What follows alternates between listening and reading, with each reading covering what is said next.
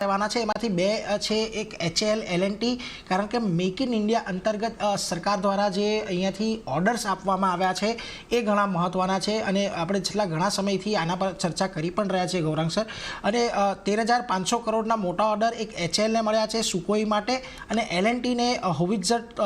Tank માટેના order મળ્યા છે અને આ બંને કંપનીઓએ પોતાનું કૌવત આની પહેલાં દર્શાવી દીધું છે એક્ઝિક્યુશનને લઈને. કઈ રીતે આ નવા ઓર્ડર જે એડ થયા છે કંપનીને એને તમે જોશો, કારણ કે ઓલરેડી આપણે જોયું છે કે આ બધાની અંદર એક સારી એવી રનઅપ આપણને છેલ્લા વર્ષોની અંદર આવતી જોવા મળી છે? તો પહેલા તો ડિસ્ક્લોઝર આપી દે અનિવાર્ય રહેશે. HAL પર હાલમાં જ થોડા સમય પહેલા એક ટૂંકા ગાળા માટે અમે ખરીદારીની ભલામણ કરી છે અને L&T પર તો નીરજ મારા ખ્યાલથી તમને ખબર હશે ઘણા વર્ષોથી ખરીદારીની ભલામણ રહી છે અને આવનારા ભવિષ્યમાં બી રહેશે. ઓર્ડર્સ આવી રીતે નિરંતર આવતા રહેશે અને મેં દર વખતે એ જ ટિપ્પણી કરી છે નીરજ કે રક્ષા ક્ષેત્રને લઈને જે બી સક્ષમ અને મજબૂત કંપનીઓ છે, પછી એ ભલે સરકારી કંપનીઓ હોય કે નિજી ક્ષેત્રની કંપનીઓ હોય, હાલ સુધી મારા ખ્યાલથી જે મારી માહિતી છે રક્ષા મંત્રાલય તરફથી 3 સૂચિ પ્રતિબંધની સૂચિઓ બહાર પાડી છે અને આવનારા ભવિષ્યમાં આમનો જે આંકડો છે પ્રતિબંધ સૂચિનો એ વધતો જવાનો છે, કારણ કે જે રીતના મારા ખ્યાલથી લગભગ 4 વર્ષ પહેલા સરકાર તરફથી make in India made in ઇન્ડિયાનું જે એક મુહિમ ચલાવેલી અને ખાસ કરીને જે વિપક્ષના અમુક બુદ્ધિમાન જીવો છે એ લોકોએ આનું હાસ્ય ઉડાવેલું કે આ સંભવ જ નથી અને આ થઈ જ ના શકે, પણ આખિરકારે વડાપ્રધાન સાહેબ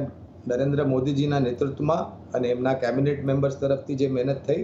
એનું ફળ આપણે આજે જોઈ રહ્યા છે અને ભવિષ્યમાં બી જોઈશું. માત્ર આપણા દેશની જે જરૂરત છે એ આ બધી કંપનીઓ પૂરી નહીં કરે, પણ મોટા ભાગે જે આપણી નિર્ભરતા હતી ઇમ્પોર્ટ્સને લઈને, આયાતને લઈને, રક્ષા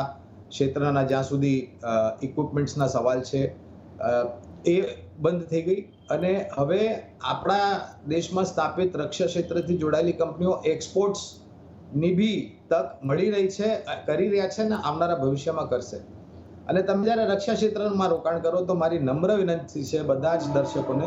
કે તમે માત્ર 3 મહિના, 6 મહિના, વર્ષ, 1.5 વર્ષ માટે ન કરો. જ્યાં સુધી તમને રૂપિયાની જરૂરત ના હોય ત્યાં સુધી લાંબા ગાળા માટે તમારું રોકાણ જાળવી રાખો અને તમારી સમયસીમા શરૂઆતમાં ઓછામાં ઓછી 3 થી 5 વર્ષની હોવી જોઈએ. તમે એટલો સમય આપશો તો જેટલો લાંબો સમય આપશો એટલું જ વધુ તમારી જે રોકાણ છે રક્ષા ક્ષેત્રની કંપનીઓમાં એમાં તમને વળતર એટલી જ સારી રીતે મળતી દેખાશે. એટલે જો એક લાંબા ગાળાનું રોકાણ વ્યૂ રાખીને તમારે રક્ષા ક્ષેત્રની અંદર ખાસ કરીને રોકાણ કરવું જોઈએ. હજી પણ અહીંયા આ જે પ્રતિબંધિત યાદીઓ છે ઇક્વિપમેન્ટ્સને લઈને એ વધતી જશે અને એનો ફાયદો સીધો આપણી જે ડિફેન્સ કંપનીઓ છે ભારતની એને થતો જશે. પરંતુ આગળ વધીએ. આપણી સાથે અત્યારે